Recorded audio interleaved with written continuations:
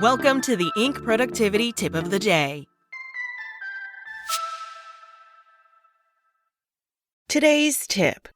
Emotionally intelligent people use a surprising 3-word phrase based on neuroscience to take action and not give up. I'm just not there yet. I desperately wanted to get back into my exercise routine. As a father who runs a business from home, exercise is one of the habits that saves my mental health. But I had recently recovered from a difficult bout with COVID, and while I had started my daily walking habit again, I just couldn't motivate myself to do more. Mentally, I wanted to get started, but emotionally, I just wasn't ready. Until one day, I was. Over time, I've learned to use a counterintuitive 3-word phrase to help me bridge that gap, to keep me from giving up and motivate myself to take action. What's the phrase? Wait for it. Wait for it is more than a simple phrase. It's an emotional intelligence tool based on the neuroscience of motivation, a framework that can help you manage emotions and get them under control. Let's break down specifically how it works and how you can use it to do the things you really want to do. If you find value in this lesson, you might be interested in my free emotional intelligence course, which provides a new tip for building emotional intelligence every day for a week. How Wait for It leverages neuroscience and emotional intelligence. I know what you're thinking. How can telling myself to wait actually inspire me to take action?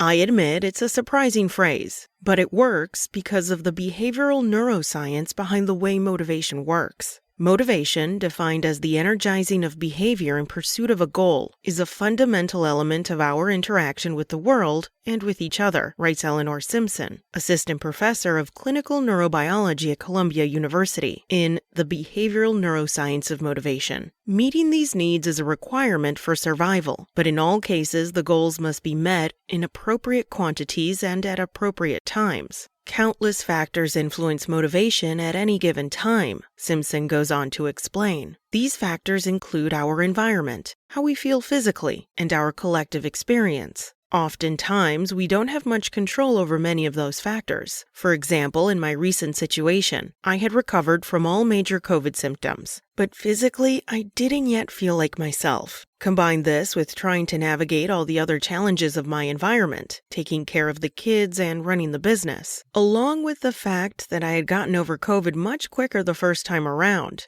And it's no wonder I wasn't yet emotionally ready to begin my full exercise routine again. Here is where the Wait for It framework comes in. To simply wait is to delay action until a particular time, but by telling yourself to wait for it, you imply that it, the thing that you want to do, is coming without pressuring yourself to do it. It helps to reassure you that this is a process, remind you that goals must be met in appropriate quantities and at appropriate times, as Simpson explains. Additionally, although you may not be ready to take full action, telling yourself to wait for it can reinforce that you really want to do the thing you're waiting for as soon as you're emotionally ready. The Wait for It framework isn't meant to encourage procrastination. If you're struggling with procrastination, there are other tools you can use to help, like the 5-minute rule or run the experiment. Sometimes, though, you're simply not ready to move forward with something no matter how much you'd like to be. At these times, Wait for It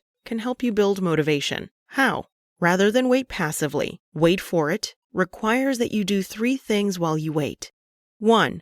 Think about what you're waiting for. 2. Visualize what it will look like. 3. Talk to others about it and seek advice. For example, I knew I didn't want to delay my exercise routine indefinitely, so I kept thinking about how I would get started again. What's a simplified version of my routine that I could start when ready? What would it look like? As I answered those questions, I also sought advice from others on how to get started again. By doing this, I prepared myself emotionally. I primed myself to take action, so to speak. So once those physical and environmental factors fell back into place, and I had processed my overall collective experience, my brain was ready. I was able to restart my exercise routine. Without that framework, I may have remained stuck, even when things returned back to normal. When you use the Wait for It framework, you leverage a key principle of emotional intelligence. Thoughts influence emotion, and emotions motivate action. So if you really want to do something, but for some unexplained reason, the timing just doesn't feel right. Tell yourself, wait for it. Then use your time wisely. Think, visualize, seek advice. Doing so will get your emotions in the right place. It'll keep you from giving up. And once the time is right, you'll be ready and able to take advantage. That's it from Inc. Find more articles and expert opinions from today's thought leaders at Inc.com. Enjoy your weekend, and be sure to come back Monday for another tip from Inc.